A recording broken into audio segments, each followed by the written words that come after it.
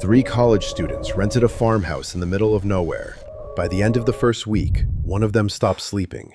By the end of the second week, none of them could, because something was inside that house with them, something that only came out after midnight. This is a true story, and after you hear it, you will never want to sleep alone again. In the summer of 2021, three friends from the University of Wisconsin decided to rent a farmhouse together for the summer break.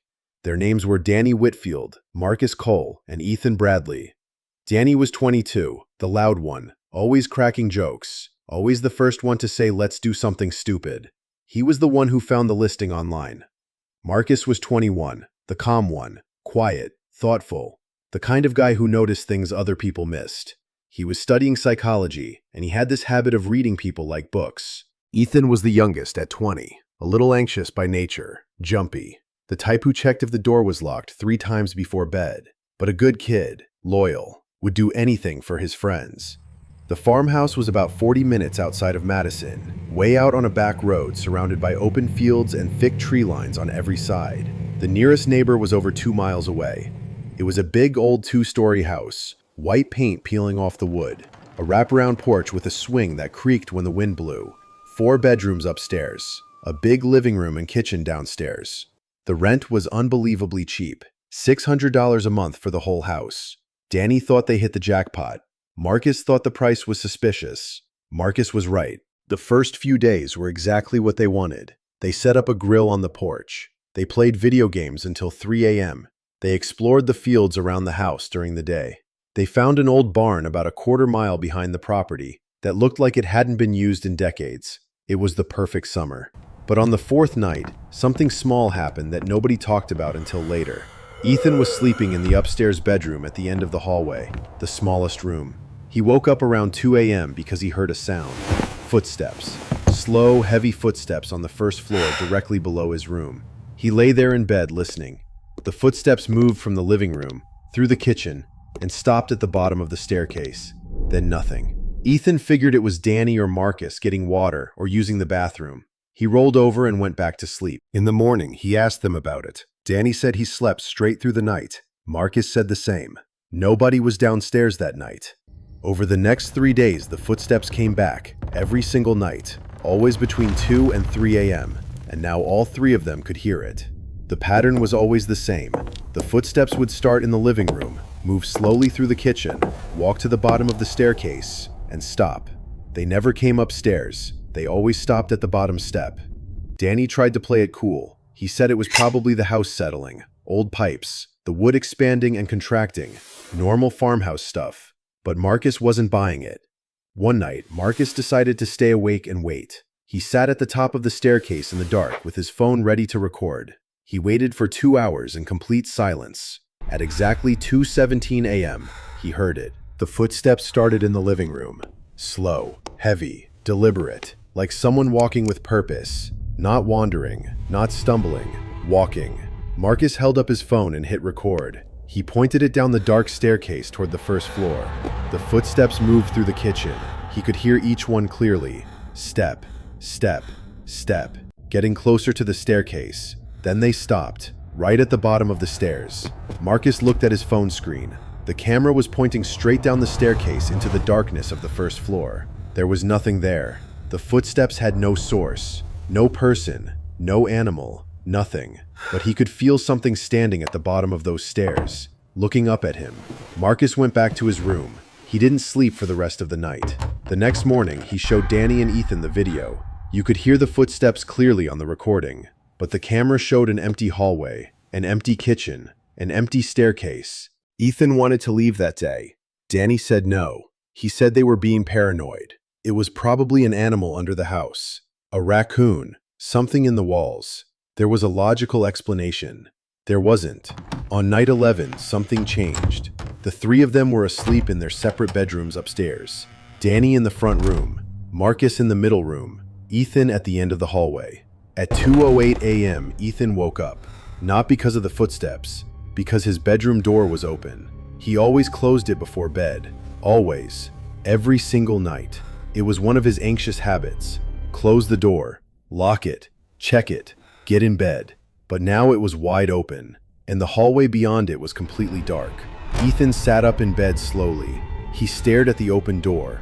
His heart was hammering so loud he could hear it in his ears. Then he heard the footsteps, but this time they weren't downstairs. They were in the hallway, right outside his door. Step, step, step. Slow, heavy, the same rhythm as before. But now they were on the second floor. They had come upstairs.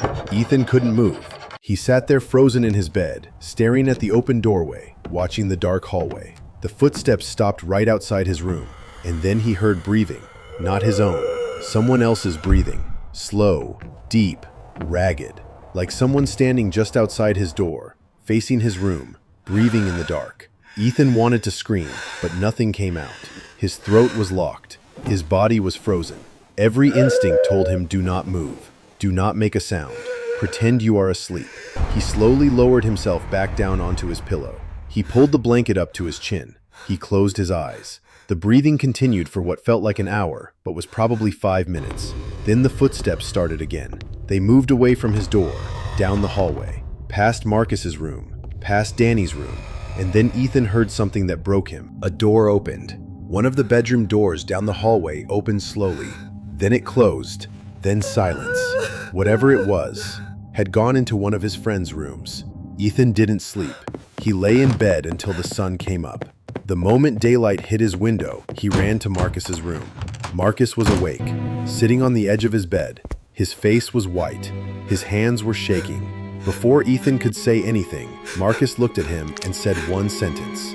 Something was standing next to my bed last night. Marcus said he woke up at some point in the middle of the night. He didn't know what time.